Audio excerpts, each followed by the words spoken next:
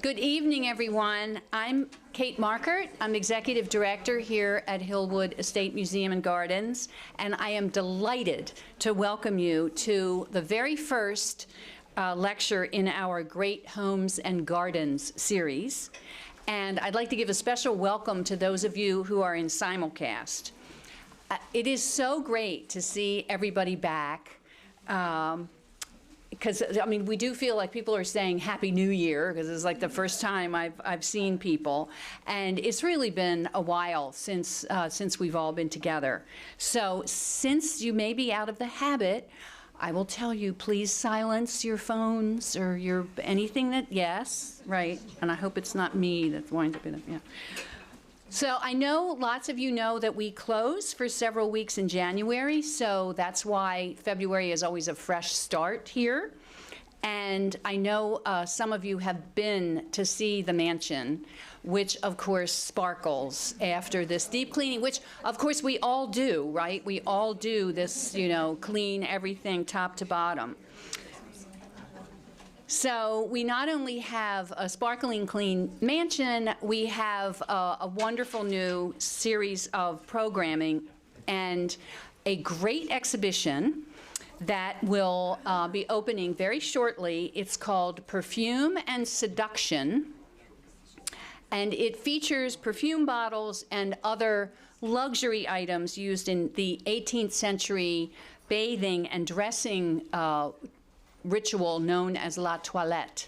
And of course Hillwood has a lot of exquisite objects, many of which you don't usually see, and we're borrowing from a really important collection in France, Givaudan, which has not ever been shown in the US, so it's going to be quite a thing. And on Thursday, which of course is Valentine's Day, you can get a sneak peek of the exhibition and celebrate with us. We of course always have our spring exhibition opening on Valentine's Day. You know, the first sculpture you see when you come here is arrows, so it only seems fitting that we should own Valentine's Day. So we're encouraging everybody to wear masks, and the Valentine's Day benefits are always absolutely smashing. And I would encourage you, if you haven't already bought your tickets, you can buy them online. They're $125, and it's a fantastic evening. So we're also thrilled to have a members preview day, which is on Friday, February 15th. And you can tour the exhibition and meet the exhibition curator, Rebecca Tillis, who happens to be right in this room. And please know how much I support your, how much I appreciate your membership support.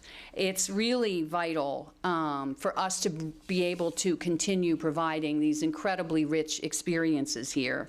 And of course, if you're not already a member, you should absolutely join us, because in addition to supporting the good work that we do here, you receive discounts to programs like this and of course our sensational shop. Yeah, I know a lot of you've already dealt with that. So tonight we turn to extraordinary homes and gardens, where we so often seek comfort during these crazy winters that we're having in Washington. And it will stop raining at some point. So over the next several weeks, we're going to explore both outdoors, the gardens, and inside.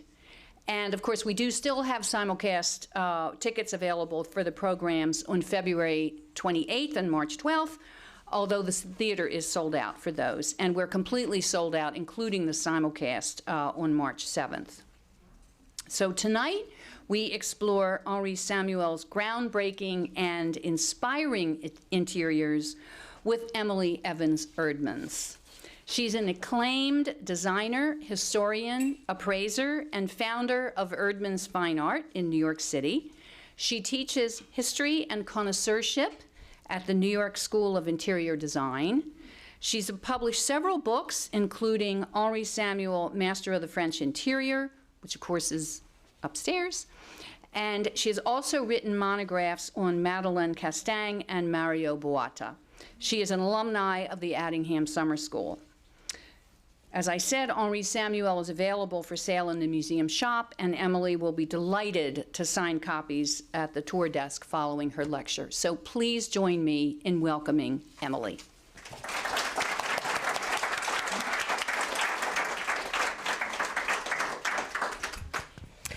Thank you. It is such a pleasure to be here, and I have to thank a few people for my standing in this room right now. One is Mario Boada, who is a very dear friend, and one of the lessons I learned from him, I'm going to tear up, is I need to put myself out there. And when this book came out in April, he was always giving me ideas of places that I should speak, and the one place I wanted to speak was Hillwood, and there's a very particular reason. Henri Samuel's client was Marjorie Merriweather Post's daughter, Eleanor, and I'm so excited to show a few of the interiors he did for her in the late 50s with her 20th husband. And so Henri Samuel's career was all about collections, and that's where my passion for the decorative arts started in Paris, and going to the house museums like the Jacques Mardandré, Cognac-Jacques, all of those, where in France and Hillwood, you can find a collector's personality distilled in a very atmospheric way that brings the decorative arts alive. And you feel like the bureau plat and the commodes are living, and I think gives a deeper understanding. I'm really flattered you're all here, and maybe you would be here anyway, but you probably have never heard of Henri Samuel, and that is because he was the designer for the most private, uber-wealthy, exclusive people in the world. On the cover, so much so that I had difficulty finding photographs of a lot of the rooms, and so you'll see the cover of the book, which is the Paris house of the Baron Alain de Rothschild, which has since been gifted to the country. They only had watercolors done by Alexandre Serebriakov. So you'll see in the book and sometimes they didn't even have who the owner was, and I pieced it together and got confirmation. So I think it's fitting that the cover is not even a photograph; it's a watercolor. And for me, Henri Samuel speaks to this world where privacy, the art of living was prized, and not everything was on social media, and I suspect many of you are also part of that group who appreciates how creating beautiful surroundings can enhance our life. And that was something that Henri believed that he did for his clients. It wasn't a job. It wasn't about putting this there and that there. He wanted to create an environment. Here we have him in his Paris apartment. Later in his life, this would have been when he was in his 80s. And it was the entrance. Yeah, it was, exactly. And he lived very long. He was born in 1904 and died in 1996. This, I think, encapsulates the lifestyle of Henri Samuel. Here you see him with his new nouveau riche client, Susan Goodfriend, visiting the Duke and Duchess de Morny at their house. And I don't believe he had a hand in the decoration, but it's the l'heure du thé, it's the hour of tea. And the room is full of collections and plants, and they're sitting and enjoying themselves and having engaging in wonderful conversation. And one of the things that somebody who worked for Henri Samuel said to me, every day at 3 o'clock, everything would stop and the office would get together and have tea and speak about this or that, and then go back to work after the hour of tea. And I think that if there's anything you could take away from this lecture, maybe it's that. Henri Samuel was born into a wealthy Jewish banking family, and sort of like a much lesser version of the Rothschilds. They had disseminated all over Europe. So there were branches in England, in Belgium, in the Netherlands. And Henri's father, George, which you can see on the far left with Ava, his mother, was the youngest of 14 in Belgium. And he came to become a French citizen because the rights for Jews was superior, and there was more opportunity to set up his own bank. And then he met Eva, who was the daughter of an antiques dealer, and they were, passionately in love. And they enjoyed a really wonderful lifestyle. They went to Nice in the wintertime. They went to St. Moritz, the Alps, in the summertime. And George loved to write theater. He had a great sense of humor, so they were always putting on theatrical productions at home. And you can see a young Henri with his older sister Manon playing dress-up in their apartment in the 16th arrondissement. And this is an exclusive picture you get to see. My editor hated it. He hated the big bow, so I was not allowed to put it in the book. But you can get a glimpse of this sort of Louis XVIIIe style decoration in the background. And you see how the family traveled. They traveled with extended family, with maids and governesses. And in the book, there's a wonderful description from Manon's memoirs of just getting ready to take a trip and how the chandeliers had to be covered in linen and all these trunks had to be packed. It is very evocative of this different lifestyle. And here we see Henri with his father, George, his younger brother, Edouard, and then his grandmother, Eva's mother, who was the antiques dealer and a pivotal influence in his life in terms of him even thinking design could be a profession for him going forward.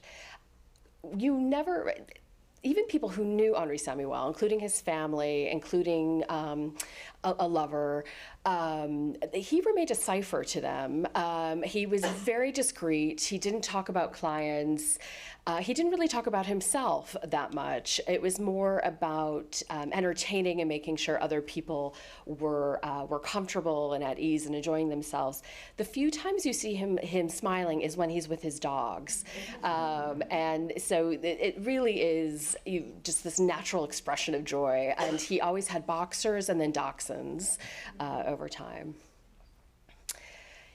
After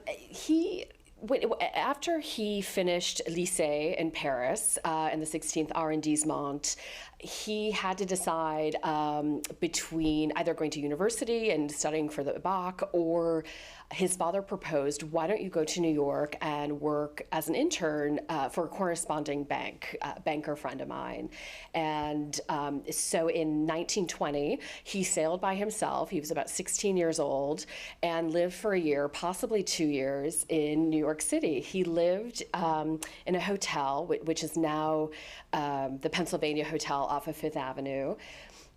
And here's a postcard that he sent to his father, who he calls Dediche, or Dédé, as a little affectionate nickname. And then when he came back, France still had mandatory military service, and so he had to spend the next about 2 years in the military. And here he is, right here, wearing that dashing hat and uniform. His first position, well, the banking thing was not happening, and so sorry about that. And even when he was in New York, he tried to get a job to stay there and not come back to Paris, working for the firm Eleanor, and we'll talk a lot more about Eleanor. But when he finished his military service and he got a job working for Stéphane Boudin of Maison Janssen, and a family member said that actually he didn't start off as Boudin's assistant, but most likely worked in one of the shops on the Rue Royale that Janssen had. Henri would have had fantastic English at this point, would have had ease around Americans, and many people testified that that was a huge part of his success for his entire career was his ability to understand Americans and make them feel comfortable. And here's an example of the kind of historicist interior that Boudin at Janssen was creating. Many of you probably recognize this as Sir Henry Chips Chanin's dining room in Paris. And it's inspired by the Amalienburg Palace in Munich. It's this, Rococo craziness, and all of it was brand new, carved by Jansen's enormous workshops. They were so talented, the carvers and the gilders, the furniture makers, the upholsterers, and today at auction, I mean, this is what's happening to connoisseurship right now, but a Jansen table that was made in the 1930s is probably going to go for a lot more these days than an 18th century dining table. And so this was the tradition that Henri was trained in. You must get the architecture right before you can decorate. Architecture is like the face's bone structure, and decoration is the maquillage. And the princess was a client and friend of Henri Samuel's, and shared this with us. And I think to go back to the Jansen room, you can see it's all designed to go together. It's a woolly conceived room, and so this is how Henri approached his interiors as well. So Alevoine was, even though the name isn't as well known today as Jansen is to today's design historians, Alevoine was actually much more successful in America in the 20th century than Jansen was. They absorbed Jules Allard and all of those Newport mansions that were designed by Allard, along with Duveen and Horace Trumbauer. Alevoine kept, they became the new Allard and took over those projects. And so they did quite a few things with Trumbauer and Duveen, especially for Anna Dodge Thompson. And here we see her house that was the most expensive house built during the Depression. And Duveen had convinced her that she needed to build something worthy of her collections. And her husband had died, and she had a fortune, and she went crazy. And it's the Trumbauer was inspired by the Petit Trianon, and it's actually a version of a house he did in Newport. I think Rosecliff. I think it's a version of Rosecliff. And Alevoine was responsible for, for the curtains and the boiserie installation and painting, and bringing it all together. And so they were always very.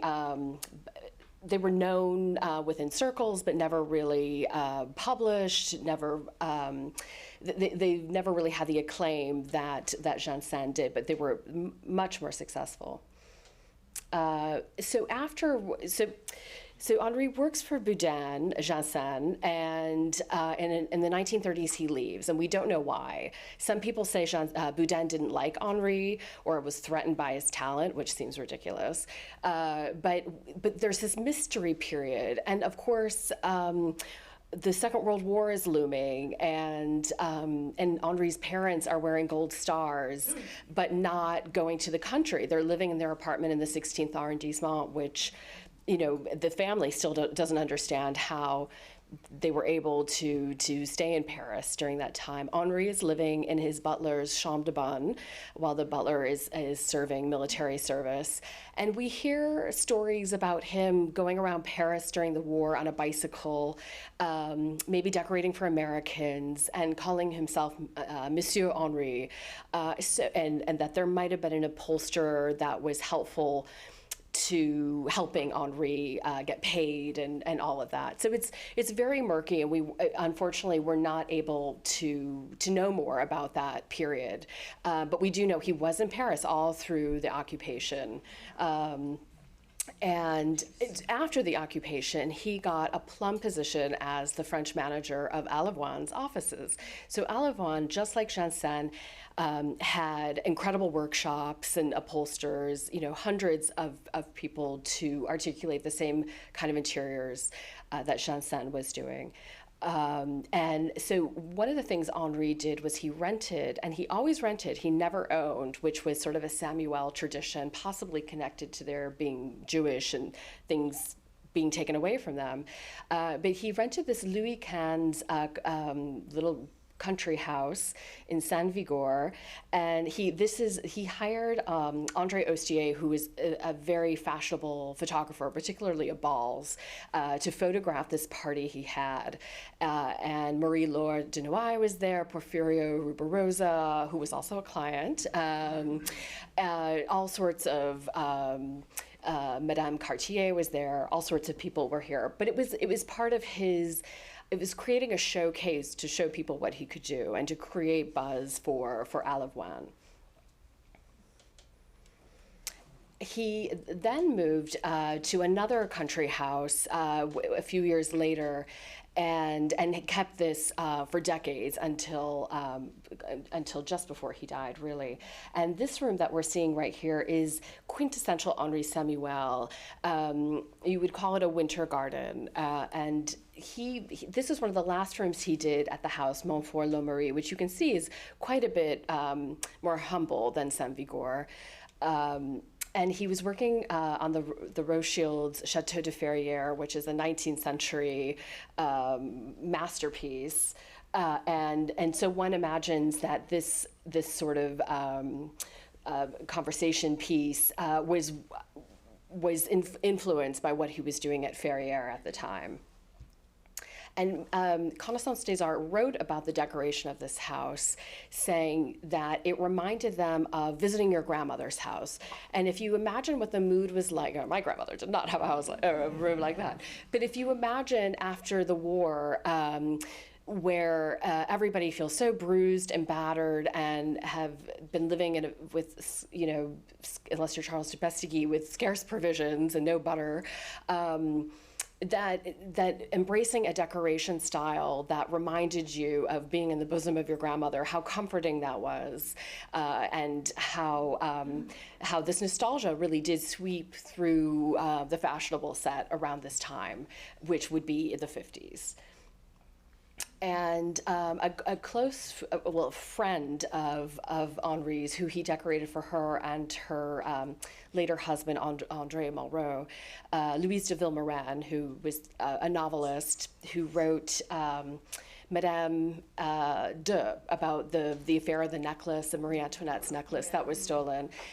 The film rights for that were sold to Hollywood, and she called up Henri and said, let's decorate my salon. And so this room has become, many of you maybe have seen this before, but he did this one print room, taking a Asian silk print and having it remade in cotton. And that was a very classic Henri thing to do, is to make it more comfortable, less fancy by using cotton instead of silk. And this room became really famous. She had these famous salons on Sundays, and Jean Cocteau was a friend, and he would stay out at her house writing various books and films he was working on. And she took full credit. I guess, Henri always said that's the ultimate compliment when somebody says they did it themselves. And also in the 1950s, Henri was working in Washington, D.C. Many of you probably recognize the Belgian ambassador's residence, which of course was originally built by Anna Dodge Thompson for her daughter Delphine's third marriage. I don't know which one. I can't remember. But it was a wedding present for her that was completed in 1931. And Alevoine, as part of her team that had also worked at her house in Michigan, were responsible for the decoration of it. Well, Delphine is a really fascinating figure, and she died tragically of alcohol poisoning and never really lived here.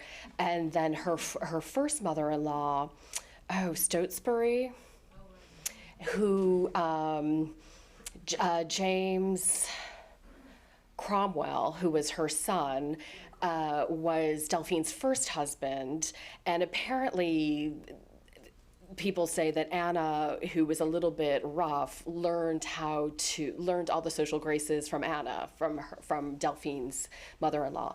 Well, at Stotesbury. Is it Ava Stotesbury? Ava Stotesbury's, in her last years, I guess she was a bit impoverished, and so Anna let her live in this house in the 30s. But it was never completed. And so after the war, in around 1944-45, Belgium acquired the house to use as the ambassador's residence, and the ambassador at the time, Robert Silvercruise, contacted Eleanor and said, would you please complete the house? And so that was Henri who came to DC and helped realize the full vision of what this building would look like. And Henri, I just have to say that he would not approve of these flower arrangements. And that brings us to another American client that he had in the 1950s, which was Eleanor post Barzan. And she married Léon Barzan, I think in 1958, something like that. And he was a composer. And Henri was asked to decorate their house or apartment, I can't remember which, in Paris. And so here you see Eleanor's bedroom, and it was so fun looking at the Sotheby's auction catalog of when her son died recently, of the estate, I guess last year, and I could find some of the pieces with the same upholstery on it. And here, of course, we have the glamorous Eleanor, and then here was the living room that Henri designed, and I found there is the carpet that's in this photograph from the 50s that was in the Sotheby's sale, which was fun to get an idea of the color scheme of the room. And before I go on to our Rothschild chapter, one of the things that Henri's special friend Arthur Eisbacher told me is to understand Henri, to understand him, you must know he was a music lover. And I think working with Léon Barzan gave him tremendous joy to be affiliated and closer to his deepest passion, aside from his boxers and dachshunds. And who has the most incredible collections of the 20th century? Possibly the Rothschild family. And here we see three of the Rothschild wives at a party, and they were all Henri's clients. And in a way, he became the French Rothschild family decorator. And in France, that is why he's so famous and is thought of as the architect of the Rothschild style in the 20th century. Here we have another room from the house that we saw on the cover of the book, the Paris house of Helene and Mary de Rothschild. And you might recognize these famous paintings by Rembrandt, these wedding portraits that one of the descendants recently decided to sell, and one went to the Louvre and one went to the Rijksmuseum. And so more people can enjoy them. But for many years, they hung in this room that, hardly anybody saw. And Chateau de Ferrières, Henri often credited this as taking his career to another level. Guy de Rothschild married Marie-Helene, again, I think in like 58, something like that, or 56. And as a wedding present to her, he said, you can redecorate Ferrières. Now, Ferrières was built by the Grand Baron James de Rothschild in the 19th century. And he had seen his cousin's house, Wentworth, that had been built by Joseph Paxton. And he went to Joseph Paxton and said, I love it, but I want something bigger. And so this is what we ended up with. And many critics at the time said, it might be ugly, but it is magnificent. And here we have, it's wonderful, the Grand Baron James, I think, had a great vision in hiring a painter, Eugène Lamy, to be the decorator of the house originally. And there's wonderful watercolors of the interiors filled with potted palms and lots of, tufted seat furniture. And you couldn't even walk 2 feet without bumping into something, and just wonderfully layered. And this would have been just like a very layered living room. But how Marie-Helene and Guy used it was as a party house. And they eventually built a little chalet, which was decorated by Francois Couture. And that's where they really lived. This was much, this was really just to have, the Surrealist Ball or the Proust Ball or, any of those famous parties that they gave. And so they don't have the carpet on the ground because masses of people are going to be coming through. Here is another cerebrocroft watercolor of what Ferrier looked like after Henri was done. And, they had the Lamy watercolors to go by, and it really was a restoration project. But Henri had a felicity for bringing life and lightness to these very heavy, sumptuous rooms. And the floor plan was that there were 4 big rooms. This is one of them that went in a circuit around a central room. And you can see, we're going to go into this room next. If you look at how high the people are, just the scale of these rooms is incredible. The ceiling height's 18 feet. And the decoration of this made a huge splash and a taste and a desire for the 19th century style. You start to see really developing, and later you have Dunning and Fourcade taking it to another level, and other designers like that. So for an interior designer who had the world's most important collectors as clients, he himself always said, "I am not a collector," which really wasn't true, but it's interesting how he didn't want to put himself on the same level of his clients. And his niece Ava said one word of advice that he gave her was never think you're your clients, which I thought was very interesting because he spent his whole life with his clients and socializing with them, but deep down he really saw a demarcation between them. I love this letter, which I was not allowed to put in the book, but he is writing back to an American group who wants to come visit his Paris apartment, and he says, "I will gladly receive you, but don't expect a great collection, just a home." And I think that really sums up what he was about. A person who, many people who have, if you have heard of Henri Samuel, it might be because of the contemporary furnishings that he commissioned for himself and for clients. And what I was able to discover is that it was because he met this young Swiss artist who became his boyfriend, Arthur Eisbacher, who's still alive. And Arthur would take him to Montparnasse, and they would go to all these crazy parties with beatniks naked in berets, and they every Sunday they would go to the galleries and see what was going on. And one of the things that Henri noticed is that a lot of these artists in the 60s, they had no work, and they financially things were quite dire for them. And so he wanted to help them, and he commissioned them to create furnishings for himself and clients as a way to help them financially. But what came out of this is that many of these artists never even thought about making furniture. You have Francois Arnault, who became this big plexiglass furniture designer. You have Philippe Hiquili, who was a sculptor before he made these brass and steel pieces for Henri. And of course, he was a huge supporter of Diego Giacometti, and every client had to have a Giacometti table, which has become sort of a problem because he, I think, just bought tons of them. And his niece remembers there was, and they now go for like $1 million at auction, but his niece remembers, seeing 4 of them in the basement at one time. And so some of these clients bought them from Henri directly after Giacometti had died, and there's no paperwork, and so that's a little bit of a mess. And here we can see in Henri's earlier apartment on the Quai d'Orsay his evolution. So this is his apartment in the 50s. He's commissioned this ceiling painting of the constellations, but it's quite traditional, but chic and snappy.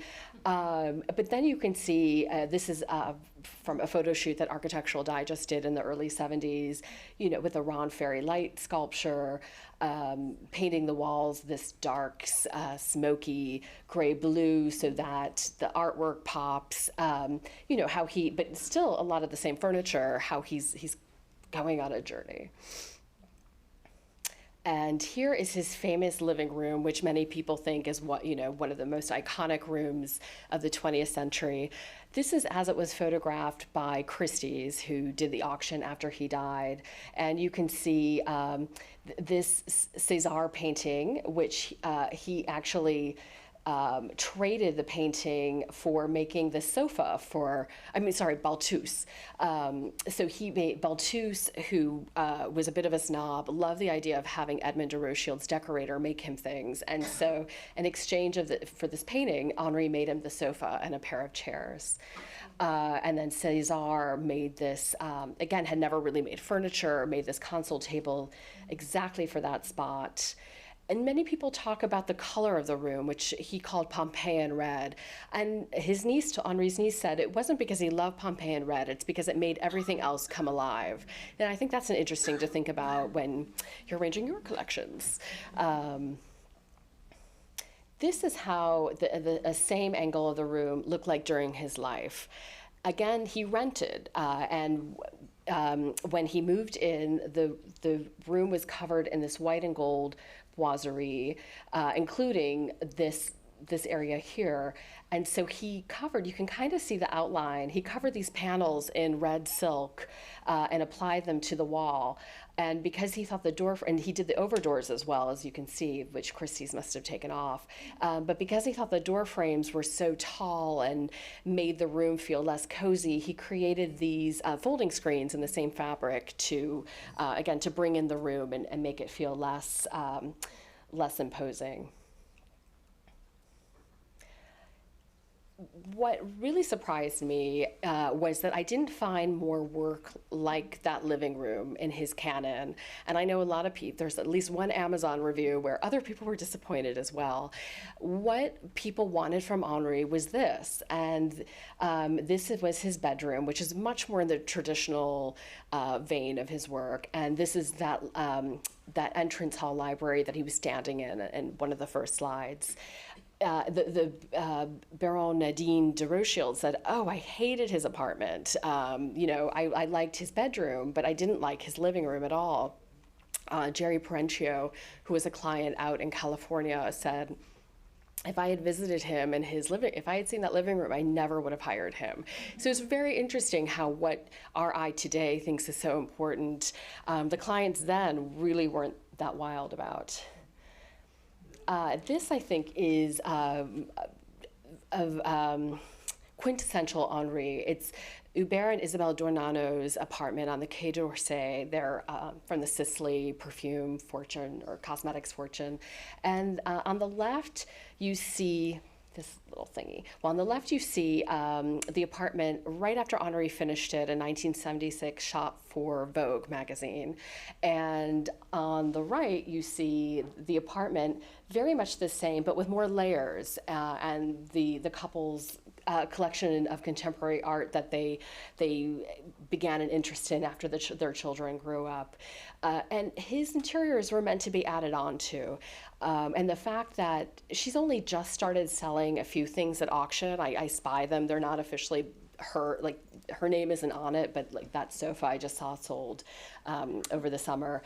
She's only just now, after 40 years, making big changes to the apartment. So it's a whole attitude of you don't redecorate every 5 years. It's you create a shell that you can add on to, and you do it right the first time, and then it grows with you and it can evolve with you.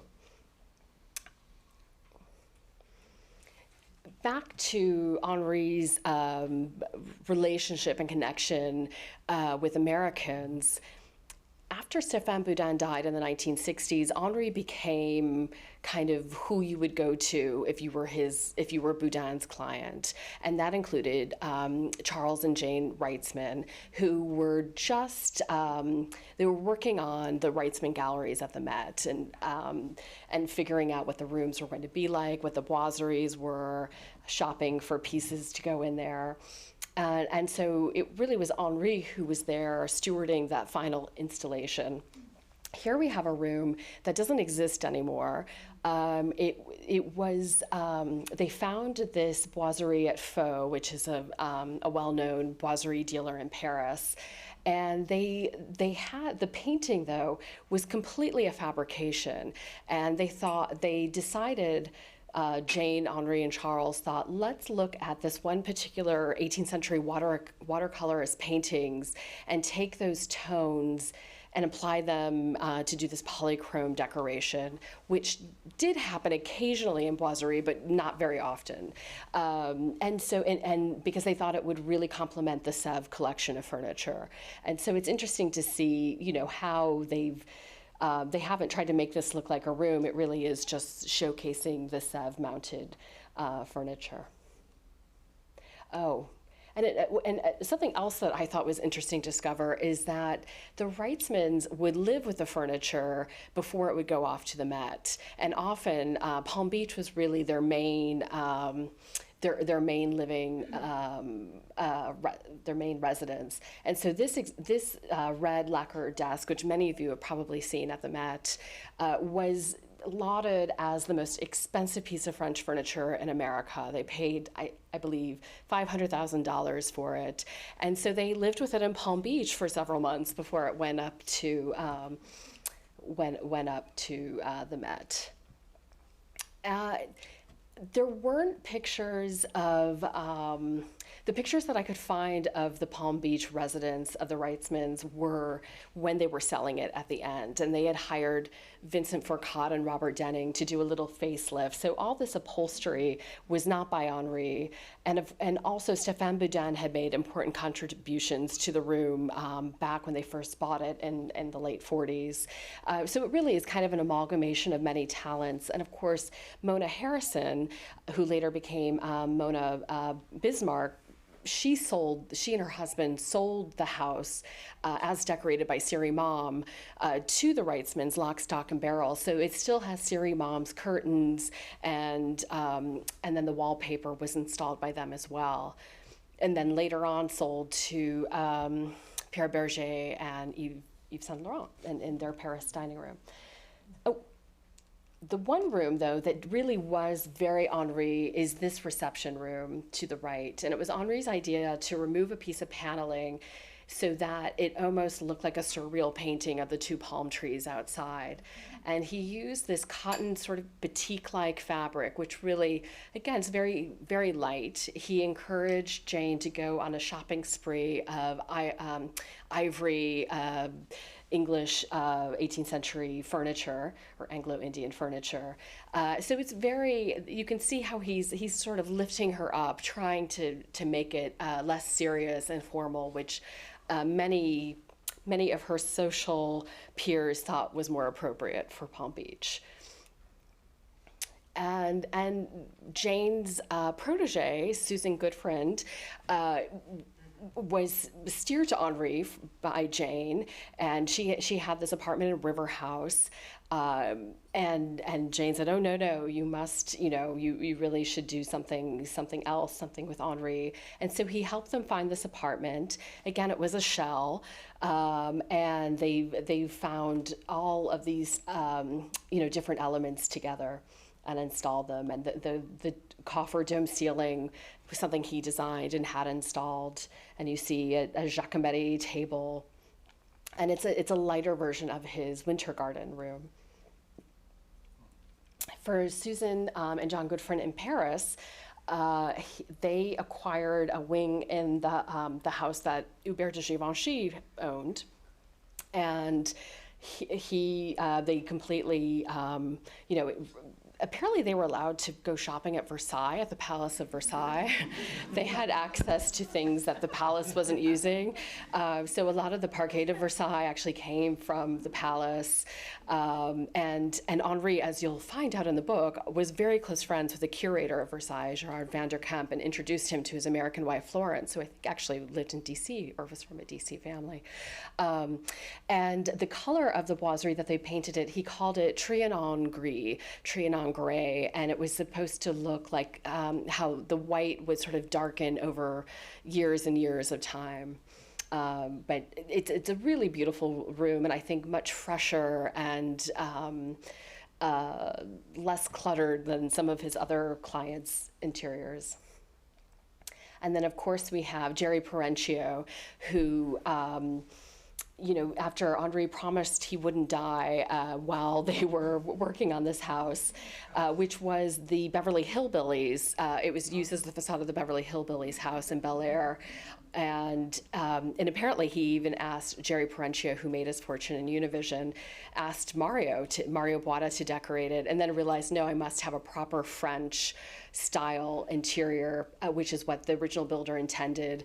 And there's Henri outside Jerry's private plane, and you know, he's in his late 80s jetting back and forth from Paris to LA and just loving it. And there are these great pictures of him hanging out with Jackie Collins and Roger Moore at, you know, these great Hollywood parties. But the client who did kill him, his last client was the fashion designer Valentino, who bought, if you've seen the documentary on Valentino, you've seen this house, Chateau de Videville, which is a little bit outside of Paris. And it's around the same age as Vaux-le-Vicomte, and it has that same intimacy of just being one room deep. And everything's on enfilade. It had previously been decorated by Renzo Mongiardino for the previous owner, and when Valentino bought it, he wanted the most quintessential French interior designer, just like he had John Fowler do his London, or Colfax and Fowler do his London house. And so Henri agreed to take it on and lamented it greatly. But here we see one of the rooms that results. And to see sort of the difference between two masters, this is the same room. It's the central room when you go into the chateau, and the original owner had it as a library with this very dark intarsia inlaid paneling on the walls, and then Henri made it this very light-filled room, and Valentino loves chinoiserie, so he went wild with that. But you can see how the ceilings are painted differently, and he did some of that, like what he did for the Good Friends. It's this sort of fiberglass or resin fish scale pattern. You can see himself quoting other projects at this time.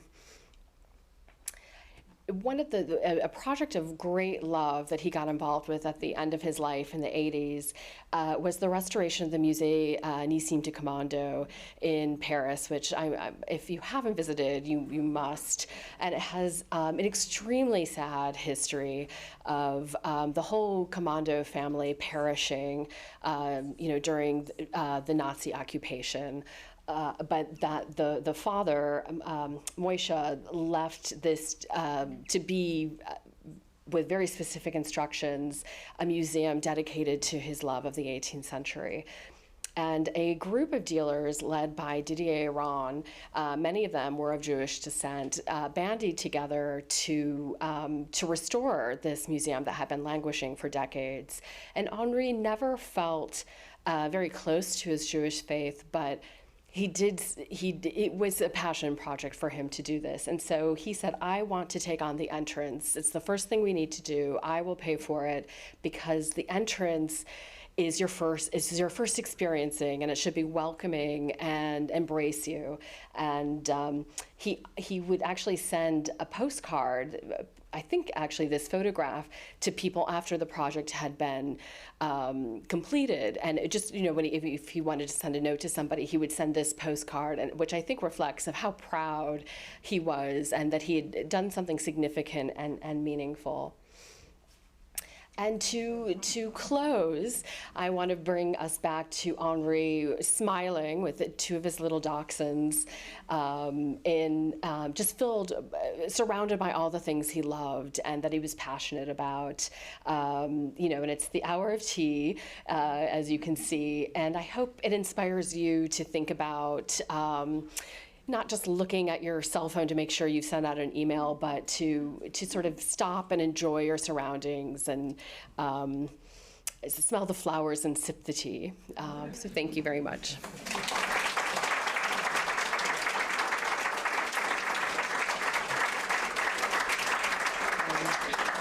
I guess, are there any questions?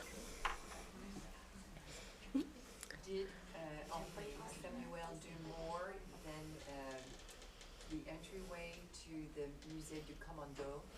He did. Oh, did Henri Samuel do more than the entrance hall of the Musée Nissim du Commando? It had to be recreated exactly how it was. But as the project went on and funds got smaller, Henri's workroom made a lot of the curtains, some of the fabrics I think he chose. So there are certain rooms, which I have in the book, that he had more of a hand in redoing. Any other questions? Did he have anything to do with the planning of the Rothschild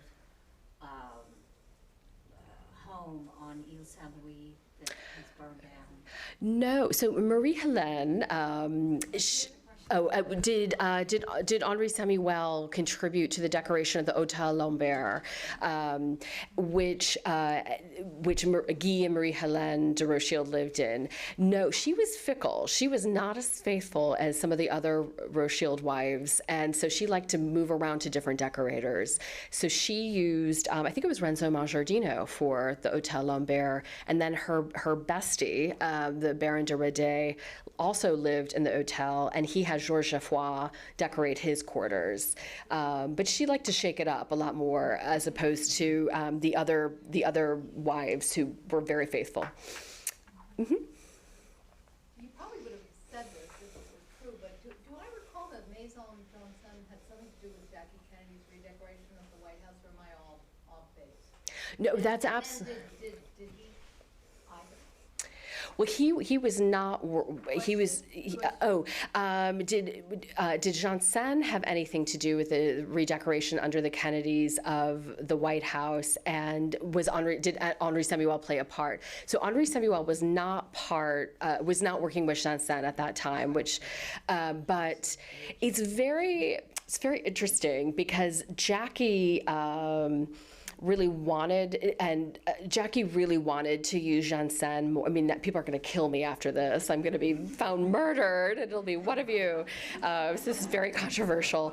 There are rooms where how it worked was Sister Parish of Parish Hadley. She has official credit for a lot of the private rooms decoration, and how it would work is that she would get somebody to pay for that room, and then she could decorate it. And there are some rooms where Janssen had kind of done the curtain design, and then Sister did basically the same thing because she raised the money to do it. Janssen definitely did, there's furniture, the chandeliers and pedestals that Stéphane Boudin brought in. So he definitely, I think there's a strong French flavor because of Stéphane Boudin, even if he doesn't always get the credit. Sure. Okay. What is his legacy? Because in France now, this steel Rothschild is a bit extravagant. And Marie Kondo would not approve, yes. Is there a legacy anymore of his imprint on style? What is Henri Samuel's legacy? Well, what people today find interesting is all the furniture that he commissioned by these artists, and those are bringing higher and higher prices at auction. So that's when people think of him now or are interested in him now, it's because of his living room, and not really because of the Rothschild taste. I had never heard of him before until not so long ago, and I was interviewing Jacques Range for my Madeleine Castaing book. And I had assumed that that was his first job, working for Madeleine Castaing. And he said, no, my first job was working for Henri Samuel. He was a god. Like, that's who I wanted to work for. And I think Jacques Range occupies a very, high position in the world of contemporary design. And I had never heard of Henri Samuel. So that's how I heard about him. But he's very obscure, and it's again, his clients were very private. And if I hadn't written, the French are like, why did you write this book? Why didn't a French person? But I think it just takes a ballsy American to just crash right on in there. But if I hadn't written this would all disappear, and nobody would really know about some of this. In the back? I've got two questions from the simulcast. One is if you could detail the hallmarks of his style, and the other is how long did he work with Alliard? Oh, you mean Allard? Yes, sorry. Well, he, so Jules Allard, I highly recommend buying my book because I have, I think I put it together. I worked with some of the curators in Newport, putting together the evolution of à la Voine and how they absorbed Allard. And so that all happened at the turn of the century. Henri was well dead, but it's more what I think, going to the other question about what is Henri Samuel's legacy, he was this thread that connected the 18th, 19th, and 20th century to 18th century decoration. And he really kept it alive and knew how an 18th century room should still be created in the 20th century. So that I think is important. Mm-hmm.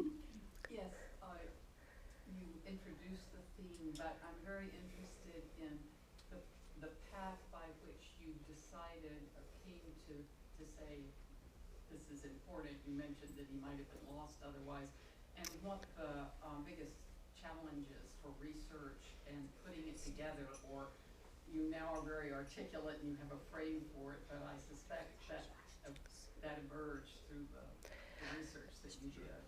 I'd be interested in that process. So the question is sort of what was the process of coming to this, but also what were the challenges? And I have to say, my next book is not on a French subject. The French are, apologies to present company, but they're very private. I mean, when I worked on the Madeleine Castaing book, all the records have been burned for tax evasion reasons. And Henri, the clients, even his nephew who worked for Henri, and he's a dealer in Belgium, he had to I had to go to him several times before he's like, okay, I trust you. And so there's a whole courtship, and you can't just get to the point. People didn't photograph their houses, there's so much work. He did George Imbiricos's apartment at 740 Park in the 1950s. I couldn't get a picture of that, and he did so much that I will never see because these people were so private. But I think he really, as somebody who loves historic design and somebody who teaches in design school where historic design isn't given as much attention as modernism, I think he's very important to the story of, who were people with almost limitless resources? Who were they going to, and what was their taste? Often their taste, like Marjorie Merriweather Post, was something much more historicist and connected to the past. And I know so many architects they've never even heard of the Regency style. I mean, it's just shocking to me. But anyway, I think Henri Samuel, he was a master and was revered, and he didn't have a loud personality. He didn't wear like pink sunglasses all the time. He didn't have a gimmick. So he's sort of disappeared, I think. Mm-hmm. I might follow up. You clearly have an appreciation for the historicists. I wonder if you have a soundbite or two on your assessment of how this has so quickly been put on the shelf in favor of a questionable contemporary. The pendulum always swings, and I am seeing in sort of a new group of hipsters, they're going for Chinese Chippendale, and I think if you go to the art fairs, and art and design fairs, they all look the same. What everybody's offering, it's sort of what I call billionaire taste, and it's centered around important paintings that they're investing in, or people know who it's by, and then it's all this sort of contemporary furnishings. And interior designers also often these days make more money if they sell something new than if they buy an antique. And they have to eat, of course. Gosh, I'm really going to be murdered. I'm really saying what I feel. But I think when you walk, so then when this billionaire taste first came out, and you would see these dealers who are working like Henri did with artists to create really crazy chandeliers and bold pieces, it was exciting. Now it's everywhere, and I think the eye is going to want something new. And I really do think we're going to go back to looking at Siri Mom and David Adler and historicist decoration and getting excited by it again. Uh-huh. You mentioned that he did the Palm Beach home of Mona Harrison, and when she was in Paris as the Countess Bismarck, did he do the house there as well? Oh, well, I'm so glad you asked that, because she asked if Henri Samuel designed or decorated for the Mona Bismarck, and actually it was Siri Mom who was her decorator. And so when Siri Mom decorated the Palm Beach house, and then Charles and Jane bought it with all the Siri Mom contents, but then brought in Stéphane Boudin to Frenchify it. And then when he died, Henri came in and continued to do that, especially since so much of what they had went to the Met, so they needed new things. But the house that Mona von Bismarck had in Paris, did he? No, he did not, and I don't know off the top of my head who did that, but she had such incredible style. And, well, I'm not going to do that. I don't want to be murdered 20 times, so I'll bite my tongue. Any other questions? Well, thank you so much. Thank you. It was such a pleasure to be here.